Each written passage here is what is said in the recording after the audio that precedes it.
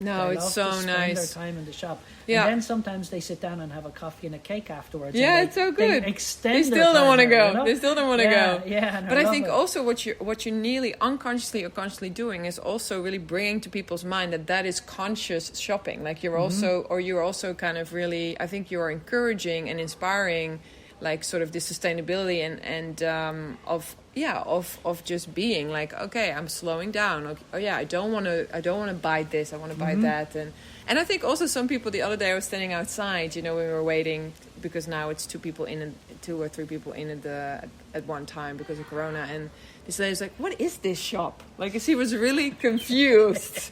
Can you tell me what is this? Do you get that a lot as well? Like, yes, are people little? Yeah, definitely. I mean, there are those people who get it and know it immediately, and and then there are those who haven't a clue what we're about, and do walk in and say, what is this? Yeah. Because it does look different. There's no question. Yeah, it's totally. a very different experience. Yeah. But some people get it immediately and fall madly in love with it, and then there are those who and some of them will never come back because it's too weird for them. There's no question about it. It's really funny how but she did, like, I feel like, I'll come back, like, who knows, maybe she did. But I do think what I like about it, for me, I think this is the future and it's the past. Absolutely. Because it's kind of what you said, in this video that I saw of that was made of you as well.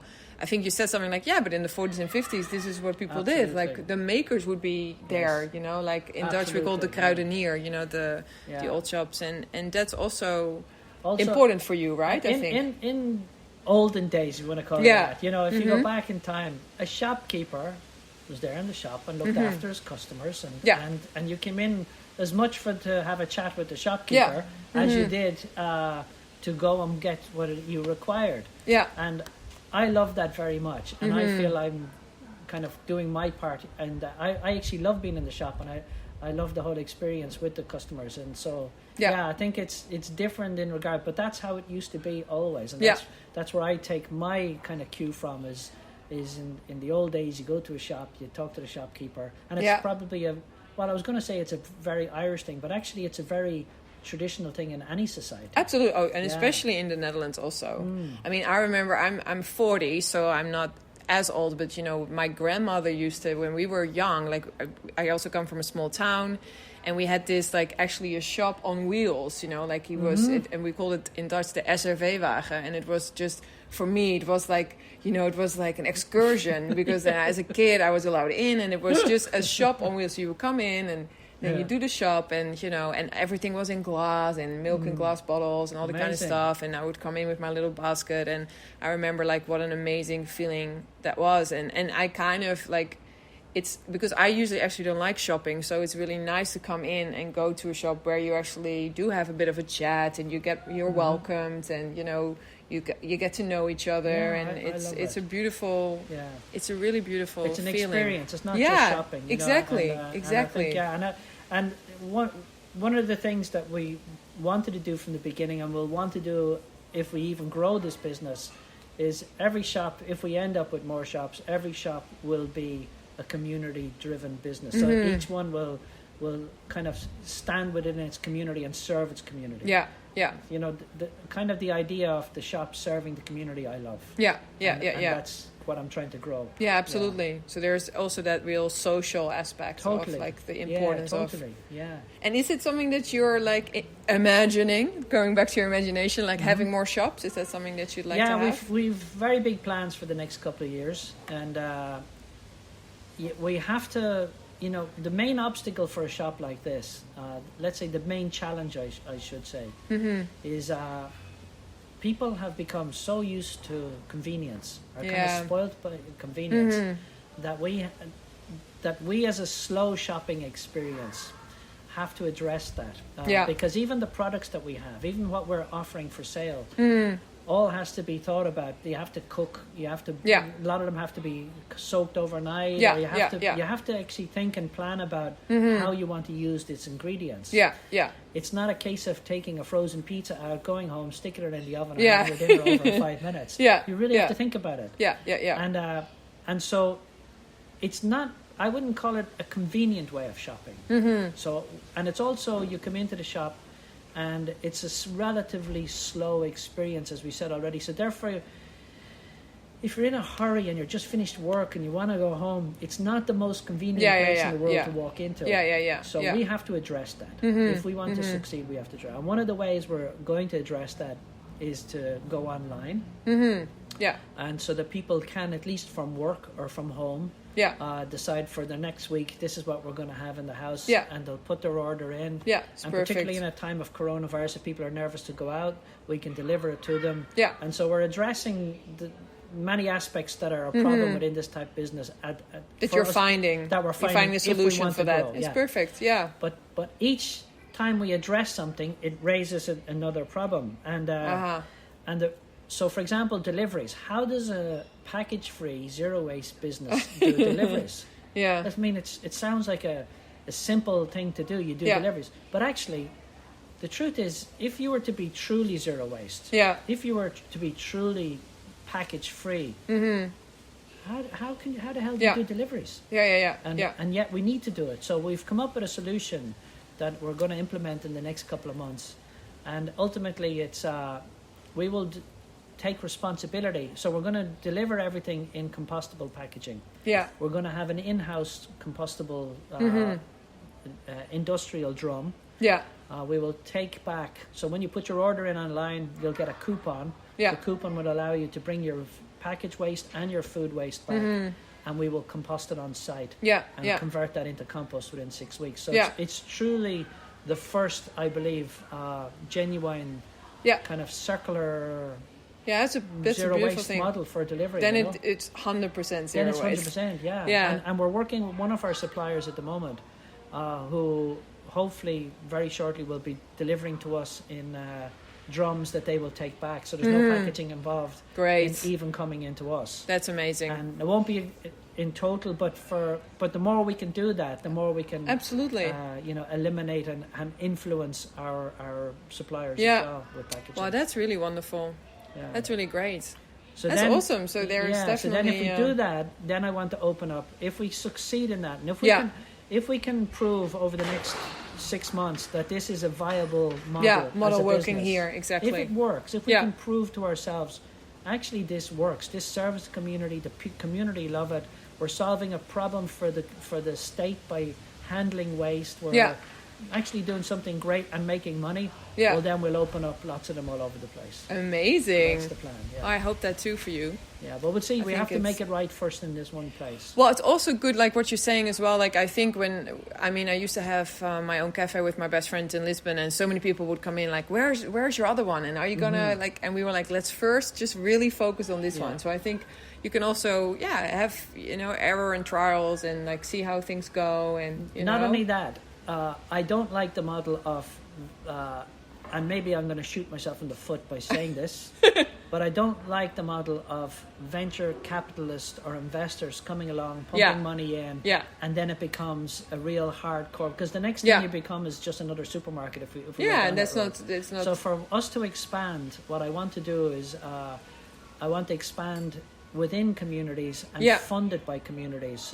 So there will be some kind of element of crowdfunding and community ownership on each place that we do, so that they're actually, I honestly think that, and I say this all the time, and it's definitely going to shoot myself in the foot as a business person, but I think that every shop like this should not be privately owned, but should be owned by the community. No, but I think it's definitely what you're saying. And then it's the community that will make it grow, and not the big investors with money who don't really give a shit anyway. So I think it also blends in well with the whole vision you've had from the very beginning, and to not lose it, because I think a lot of people have this ethical, beautiful vision, and then they lose it anyway because they see they get dollar signs in their eyes, and it's beautiful that you're. It becomes, it tends to happen too, even though. It's not. I think some people do get greedy. Some people want big things, and also there's a lot of greenwashing. People do these things because they actually see it as a successful business model to be green, to be sustainable. So they go down and do it that way. But it's also one problem is that. So we came into this not to make money. We wanted to make a living. But you're forced to think of money. You're forced every day because you have to pay your bills, because you have to. So it becomes a business. It's a nightmare. And business means you have to grow. Because if we were to stay this size in this little place, I'd be a slave for the rest of my life doing it. And you need to be able to grow to have even a sustainable existence for yourself. Absolutely. But you can grow, I think, also in a way it doesn't have to be pure capitalism. It doesn't have to be pure money. And I hope that as we grow and as we open shops, my ideal would be that they would be partially community owned, partially owned by the manager who runs them, and then partially owned by us who would have a business interest in it, and stuff like that. And that's a really good. That's kind of also how the co-op I worked in Sydney was like owned by members. And we really it was really it was a great. Also had some had some sides to it that weren't so great, but it's definitely. The community drives it, and that's wonderful. I'll tell you a funny, just a quick funny, because we were thinking of the one thing that puts me off with, let's say, community owned or businesses is I still believe you need to have central management who make decisions. Exactly. Because when you have too many people making decisions, it becomes a nightmare. And consensus decision making, it's just. So we went to one place here. I won't mention it here in Amsterdam. That was and it was one of the funniest experiences. So it's an anarchist run kind of. It's a restaurant business, blah blah blah. And we went to check it out before we even opened here. I went there and I wanted to see what an anarchist-run business could be like. What kind of? And what kind of model they were working with? So I went in, and so as we're sitting there and we're having a drink, the guy managing it ended up having a terrible fight with one of the young guys working in the place, an argument, and I'll never forget it. He went off and he came back and he had a big book and he says to me, "It's not," he said to the guy working there, he says, "It's not in the rule book. It's our rule book." And I was thinking, whoa, there's an anarchist business with a rule book. With her own rule book. And I thought, if ever I write a book, it's going to be called the Anarchist Rule Book. Exactly, the Anarchist Rule Book of Rules. The Anarchist Rule Book of Rules. I couldn't believe it. Wow, that is really crazy. No, definitely. So I think you have to think seriously about the model. You have to be realistic as much as you can be idealistic. And it's about blending that. Yeah. Well, I think you have a wonderful shop. This is like a sneaky question, because you know what my answer would be. But do you have a favorite product in the shop? Is there one that you really like, or do you? Yeah.